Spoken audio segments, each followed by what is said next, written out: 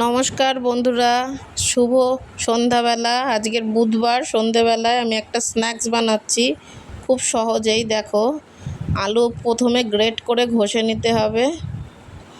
ঘষে নেওয়ার পরে এই আলুর মধ্যে পেঁয়াজ কুচি, লঙ্কা কুচি সব কিছু দিয়ে একটা ডিম দিয়ে ভালো করে মেখে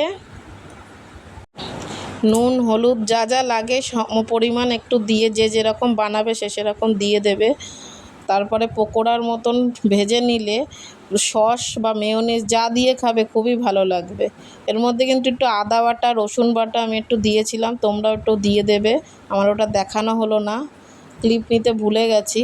তারপর একটু হালকা হাতে আস্তে আস্তে করে উল্টে পাল্টে ভাজবে, একটু কড়া করে ভেজে নেবে। সসের সাথে খুব ভালো লাগবে খেতে। একবার বানিয়ে খেয়ে দেখো বন্ধুরা, এগুলো সত্যি খুব খেতে ভালো হয়। আর এটা কেউ খেয়েছো নাকি বাড়িতে সেটাও আমাকে বলবে। এটা আমার মার রেসিপি। ছোটোবেলায় কিছু খেতে চাইলে এটা তাড়াতাড়ি বানিয়ে দিত।